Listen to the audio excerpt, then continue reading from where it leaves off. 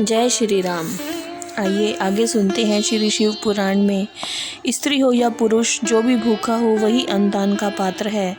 जिसको जिस वस्तु की इच्छा हो उसे वह वस्तु बिना मांगे ही दे दी जाए तो दाता को उस दान का पूरा फल प्राप्त होता है। ऐसी में ऋषियों की मान्यता है। जो सवाल या याचना करने के बाद दिया गया हो वह दान आधा ही फल देने वाला बताया गया है। अपने सेवक को दिया हुआ दान 1/4 फल देने वाला होता है। जो जाति मात्र से ब्राह्मण है और दीनता पूर्ण वृत्ति से जीवन बिताता है, उसे दिया हुआ धन का दान दाता को इस भूतल पर 10 वर्षों तक भोग प्रदान करने वाला होता है। वही दान यदि वेदवेत्ता ब्राह्मण को दिया जाए तो वह स्वर्ग लोक में देवताओं के वर्ष से 10 वर्षों तक दिव्य भोग देने वाला होता है। शील और उच्च वृत्ति से लाया हुआ और गुरु दक्षिणा में प्राप्त हुआ अन्न धन शुद्ध द्रव्य कहलाता है। उसका दान दाता को पूर्ण फल देने वाला बताया गया है। क्षत्रियों का शौर्य से कमाया हुआ, वैश्यों का व्यापार से आया हुआ और शूद्रों का सेवा वृत्ति से प्राप्त किया हुआ धन भी उत्तम द्रव्य कहलाता है। धर्म की इच्छा रखने वाली स्त्रियों को जो धन पिता व पति से मिला हो उसके लिए वह उत्तम द्रव्य है। गो आदि 12 वस्तुओं का चैत्र आदि 12 महीनों में क्रमशः दान करना चाहिए।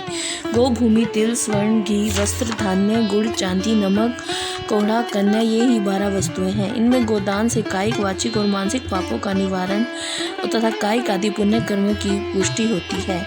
भूमि का दान इहलोक और परलोक में प्रतिष्ठा की प्राप्ति कराने वाला है। तिल का दान बलवर्धक व मृत्यु का निवारक होता है। घी का दान पुष्टि कारक होता है। वस्त्र का दान आयु की वृद्धि कराने वाला होता है। धान्य का दान अन्न धन की समृद्धि में कारण होता है। गुड़ का दान मधुर भोजन की प्राप्ति कराने वाला होता है। सब प्रकार का दान सारी समृद्धि की सिद्धि के लिए होता है। विद्वान पुरुष कुष्मांड के दान को पुष्टिदायक मानते हैं।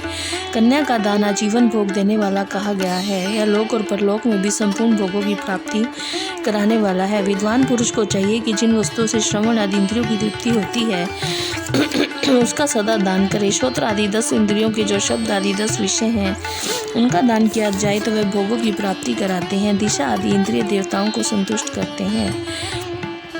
कर्मों का फल अवश्य मिलता है, इसी को उच्च कोटि की आस्तिकता कहते हैं।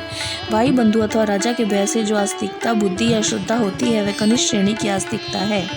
जो सर्वथा दरिद्र है इसलिए उसके पास सभी वस्तुओं का अभाव है, वह वाणी तथा कर्म द्वारा यजन करे। मंत्र, स्रोत और जप आदि को वाणी द्वारा किया गया यजन समझना चाहिए और तीर्थ यात्रा और व्रत आदि को विद्वान पुरुष शारीरिक यजन मानते हैं।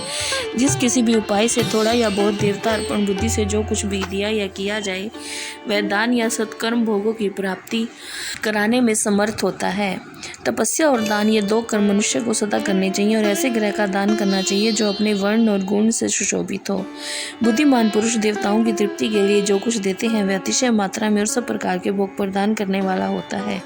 उस दान से विद्वान पुरुष इहलोक और परलोक में उत्तम जन्म और सदा सुलभ होने वाला भोग पाता है। ईश्वरार्पण बुद्धि से यज्ञ, दान आदि कर्म करके मनुष्य मोक्ष फल का भागी होता है। जय श्री राम।